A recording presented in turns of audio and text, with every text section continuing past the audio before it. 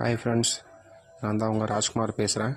இன்றைக்கி நம்ம எதை பற்றி பார்க்க போகிறோம் அப்படின்னா, நம்ம குப்தர் டாப்பிக்கில் பார்த்தீங்கன்னா நவரத்தினங்கள் அப்படின்ற மாதிரி அவரோட அவையில் இருப்பாங்க. அந்த நவரத்தினங்கள் அதுக்கான ஷார்ட்கட் எப்படின்றத நம்ம பார்க்கலாம். இப்போ எப்படின்னா, காளிதாசர், ஹரிசேனர், வராச்சி அப்படின்னு சொல்லிட்டு 3 பேர் இருக்காங்க. காளி, ஹரி, வரா.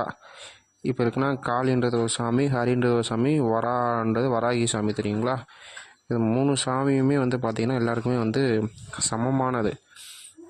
அப்படின்னும் போது சமஸ்கிருதம் வராச்சி. இப்போ இதில் மட்டும் வராச்சி, ஆட்சின்றது ஞாபகம் வச்சுக்கங்க. ஆட்சி. இப்போ ஆட்சின்னு பார்த்தீங்கன்னா அந்த காலத்தில் எப்படி பேசுவாங்க? இலக்கணத்தோடு பேசுவாங்க.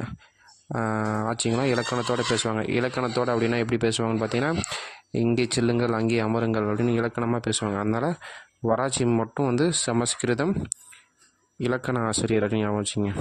அமரசிம்ஹர் அப்படின்னா அகராதியல் ஆசிரியர்.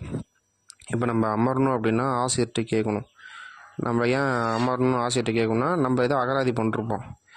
நம்ம ஏதோ அகராதி பிடிச்சி அகராதி பண்ணியிருந்தனால தான் ஆசிரியர் நம்ம நிற்க வச்சுருக்காரு. அதனால் அமரசிம்ஹர்னா அமரணும்னா அகராதி பண்ணால் தான் நிற்க வச்சுருக்கனால அகராதி ஆசிரியர்கிட்ட கேட்கணும். தன்வந்திரி அப்படின்னா மருத்துவர். தனக்கு அது யாருக்கும் வந்துடக்கூடாது அப்படின்றது தான் மருத்துவர்கிட்ட போய் பார்க்கணுன்னு சொல்கிறது தான். தனக்கு யாருக்கும் வந்துடக்கூடாதுன்னு மருத்துவர் போய் பாருங்க அப்படின்னு சொல்கிறது தான் தன்வந்திரி, மருத்துவர். காகபானகர் அப்படின்னா, இப்போ காக்கா வருது அப்படின்னா, காக்கா கத்துது அப்படின்னா யாரோ நம்ம வீட்டுக்கு சொந்தக்காரங்க வராங்க அப்படின்றது அர்த்தம்.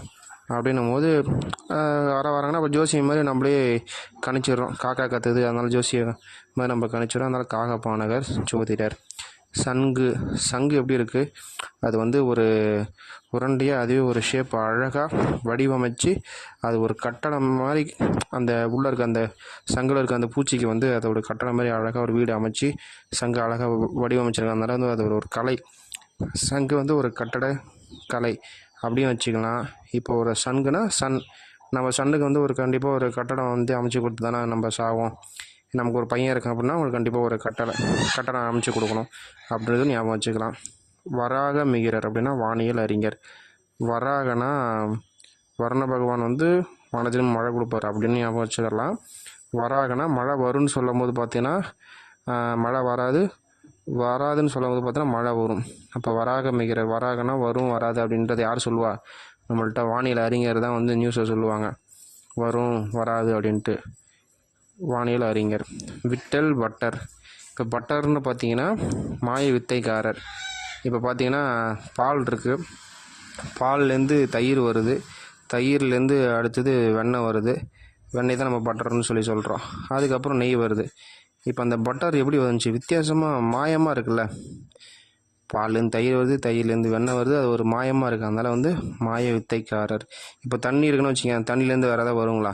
நம்ம வேறு ஏதாவது போட்டிங்கன்னா தண்ணி ஏதாவது வருங்களா? எதுவும் வராது. ஆனால் பார்த்தீங்கன்னா பால்லேருந்து தயிர் வரும், தயிர்லேருந்து வெண்ணெய் வரும், வெண்ணெயிலேருந்து நெய் வரும். இதுமாரி ஒன்றுனா வரும். அது ஒரு வித்தையாக இருக்குது, மாய வித்தை மாதிரி இருக்குது. அதனால் மாய வித்தைக்காரர். ஓகே ஃப்ரெண்ட்ஸ், இந்த ஷார்ட்கட் உங்களுக்கு யூஸ்ஃபுல்லாக இருந்துச்சுன்னா வேறு ஏதாவது ஷார்ட்கட் வேணுன்னா சொல்லலாம், கண்டிப்பாக ஷார்ட்கட் போடுறேன். Thank you friends.